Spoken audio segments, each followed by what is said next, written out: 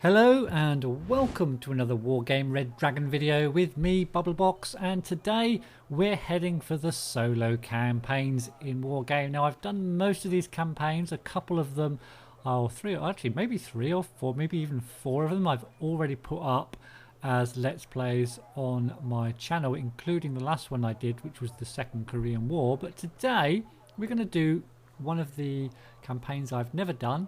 And believe it or not, it's the Pearl of the Orient, with the United Kingdom and Commonwealth countries going up against the Chinese, battling over Hong Kong and the Hong Kong region and islands. So in this video, which I'm going to call episode 0, I think, we're going to just be having a look at the intro, having a look at the units we've got, having a quick look at the Chinese units, and just briefly going over the strategy that I'm going to try and employ to try and go a little bit more on the offensive and a little bit less on the defensive, which tends to happen with these campaigns with the spammy nature of the AI. So let's have a look at the Gump first of all. When the lease of Hong Kong to the United Kingdom comes to an end, Margaret Thatcher's unflinching determination to retain the region drives China to resort to armed force to recover the Pearl of the Orient. Will the outnumbered garrison be able to hold its ground long enough while reinforcements make their way to Hong Kong? So we'll have a look at the intro, and then we'll get in and have a look at the units.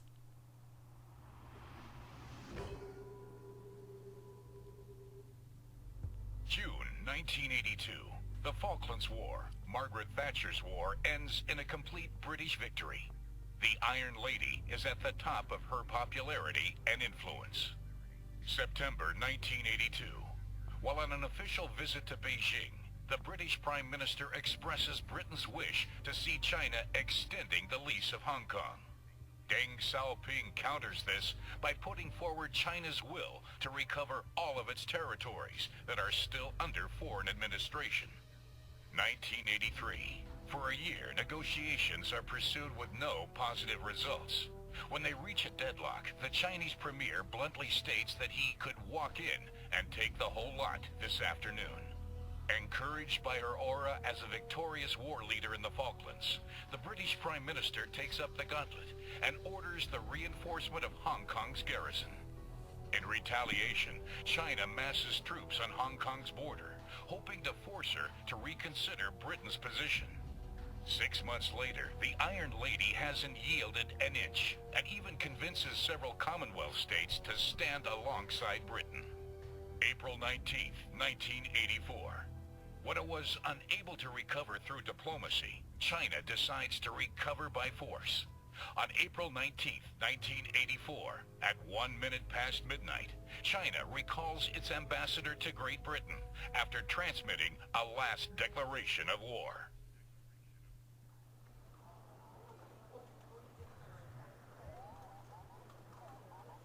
General, the Chinese preparations to invade are more advanced than initially thought. Our intelligence estimates that their troops will cross the border at dawn. Our task force is en route, but it will only reach the China Sea in about 10 days. You must absolutely keep Hong Kong out of reach of Chinese troops until reinforcements arrive. The Prime Minister can then start diplomatic negotiations. Needless to say, these will be greatly influenced by the outcome of the fighting.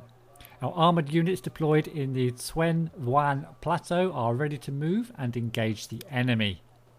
This plateau is a critical logistic platform. We would not survive if we lost it. The RAF and Australian planes are on full alert. They are being deployed to Lantau and Kowloon airports. Our Commonwealth allies are urgently sending us reinforcements. The Canadians should arrive tomorrow by plane. With their help, we must hold Hong Kong for as long as possible. So, here we are. There's the Chinese getting their tanks onto the border. And we'll have a quick look at the units and then discuss strategy very briefly as well afterwards. So, we've got two regions bordering us by the looks of things. So we do hold North District and the New Territories at the moment. We also hold Sen 1, which is worth 5 strategic sector points, which is used to bring in reinforcements. So we're going to want to keep that uncontested if at all possible. Now, if we want to keep that uncontested, we're going to have to move units into the North District and the New Territories, which I want to do anyway. I don't want to sit in Sun Wan, which is just one. It is a tactic and a viable one because it's one sector and you can kind of pile lots of your units into that one sector.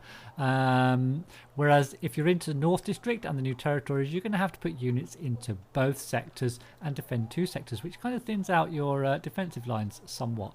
But we want to be a bit more offensive in this game. We don't want to be putting too much, doing too much defending, because it tends to get a little bit frustrating if you end up defending the same map over and over again in the campaigns. So let's have a look first of all what the Chinese have got. Well, you might kind of guess what they've got already. Lots of cheap tanks. They've got a tank regiment here. I won't go over all the individual tanks. We'll have a look at them in the battles, but they've got a lot of cheap tanks. 40 in that tank regiment. They've got another heavy tank battalion. We say heavy tank. They're ZTZ 88s. They're kind of medium tanks for the modern day, but they've got another 24 there. And then they've got a bunch more, 24 more tanks here, as well as a bunch of recon, 24 recon units as well. Not a lot of anti-air, but lots and lots of tanks. And then in Zanshan, same story really, lots of tanks, 44 cheap ZTZ 59 2As. They are very cheap. I think they're only about 20 points. Oh, they're 45 points actually. Oh, not too bad, not too bad. 9 front armor. And then a bunch more tanks here, more ZTZs. 30, 50, another 60, and then they've got some attack helicopters. Now these are interesting. They've got some HOTS there with a nice range. They could be quite potent. And then they've got some Z5As, 16 Z5As with rocket pods. Now they are going to be a very potent weapon if they spam them out at the start of a game and a couple of recons. So there's their front line at the moment. Lots and lots and lots of cheap and medium tanks.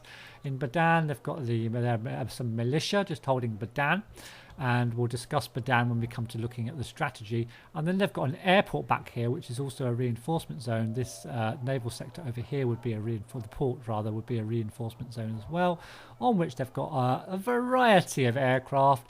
They've got some J7Cs, which are basically bombers, and then they've got some fighters, the J71Ms. Not brilliant fighters, but fighters. They've got Fabeo anti-ship warfare planes. 6 of them. They could be a problem. And then a bunch of Q-51As with cluster bombs as well.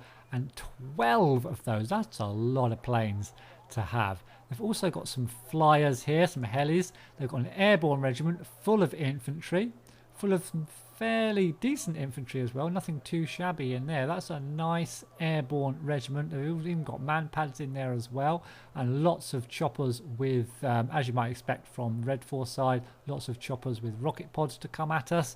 And then for their other one, another airborne regiment full of more decent-ish infantry. Certainly a match for our infantry with more rocket pod choppers as well. So, and then we've got finally an anti-tank convoy with, this isn't too much to worry about, SU-100s, yeah, little jeeps and stuff, so nothing too terrible there. Did I do this one? We've got an attack. Oh yeah, I did that one. Okay, so that's pretty much, not a lot of AA, notice, not a lot of AA, so we could have a field day with our aircraft, but will we be able to get enough aircraft out is going to be the question, because they're just going to absolutely swamp us. Will we have enough missiles to hold them back? Now they've also got their naval fleet. They've got a naval attack squadron here with a Luda, 20 muskets, which are kind of short range, I think. Yeah, very powerful missiles, AP power of 160, but very quite short range at 5,250. We just need to keep them at range, but they will of course flood forward with 20 of them. A bunch of Shantus, which are quite good for kind of coastal support, but they are riverboats. So yeah, they've only got a recourse rifle. Don't look too brilliant. A couple of Mooners. They have also got another, looks like another naval group on the left, which we can't see, so we don't know what they're going to be. Now, as far as our units are concerned, well, right at the front line here, we've got a bunch of SAS in Pumas, 6 of them, and Rover Pinkies. They're not going to hold back 40, 50, 60 tanks, but they're there. And then we've got a bunch of units in here. We've got some decent tanks. Oh no, these aren't tanks. What is this? The Royal, yeah, the Royal Tank Regiment. Oh yes, there we are. 12 Chieftain Mark 10s. Not too bad, especially depending on what we've got coming at us, but we've only got 12. We've got abbots. I don't really like using artillery against AI because the AI just keep on the move all the time anyway. Blowpipes are absolutely terrible. Fusiliers, not too bad. And some scimitars. And we've also got some Scots Guards regiments, the good old Scots. Got some mortars, which may come in useful. We'll see. Again, it's difficult to use artillery against the AI. We've got another 8 Chieftain Mark 5s this time, not quite as good as the others. Got some recon and some Radans, which might be good against choppers if we put them in the right place. If I remember to put them in the right place where the choppers are going to come. So that's pretty much that. And then we've got a bit of supply back here in Kowloon with an anti-tank company with strikers and wombats. So they might come in useful. Lightly armoured, but a good range on the strikers, not such a good range on the wombat. The wombat's probably not going to be very useful because yeah, they're going to be within range of their tanks before they get to them. So the strikers might be useful though. And then we've got what else? We've got some multi-role squadron from GR3s with rocket pods. 10 of them, so we've got a whole mass of those. And I think I've missed, yes I have, the big Challenger 1 Mark 1s. Really hefty tank, big tank for this game against all those cheap tanks, but only 4 of them. So again, we'll be able to fire fast enough to keep the hordes at bay. And back here on Hong Kong Island itself, we've got some Scorpion light tanks. They're not brilliant, to be honest. Very, very lightly armoured, but very fast, quite manoeuvrable. Some logistics and a nice gunship convoy there with TOW2s and Lynx AH7s, which can shoot down choppers and all sorts of things. And, well, 1 Lynx 3. I'm not sure what we can do with 1 Lynx 3, but 1 Lynx 3 it is. And a nice Gurkhas regiment with Gurkhas, Ambulance and SAS as well. Very nice indeed. We've got gazelles, green jackets and stuff. Yeah, not too bad. Not too bad. We're not got too bad. So as you can see, this battle is going to be kind of the spam against the slightly more technologically advanced, better armoured, slightly better armed, but much less numbers of the British. We've also got some navy down here. 16 Pegasus. Wow, that's a lot of Pegasus. Some Chamsuris with their CWIS to protect our Pegasus, I guess, and a bunch of LCUs to resupply our Pegasus once they're fired. Now, I do know that we're going to get, as it said in the intro, we're going to get some reinforcements in turn 1, but we've just got to kind of move our units in turn 0. But that's it. Oh, the plan, yes. I spoke to Silver Raptor, who has played this campaign already, and he said to try to attack, to try to flank. So we're going to try and do that. We're going to try and push into North District and New Territories to take the fight to the Chinese so that we can protect our 5-point zone in Zone 1. And we're going to try and flank at some point over into Badan once we've got control of the sea out on the left here, so that we can do kind of a combined airborne amphibious landing into Badan, hopefully. So we'll have to see how that goes. It'll also mean we'll deny the enemy 5 points if we manage to do it. It's going to be difficult to push forward, but we'll give it a go. So that's the strategy. Those are the units. This is the scenario, the Pearl of the Orient. I'll be back in the next video. I'll put both these first 2 videos up at the same time in case you wanted to skip this one and move straight into the action. So we'll be moving in the next battle and fighting in the next video and fighting our first battle. So I hope you enjoyed this video. Now that you've seen what we're going to be doing, give us a thumbs up if you enjoyed it, and we'll see you in the next one.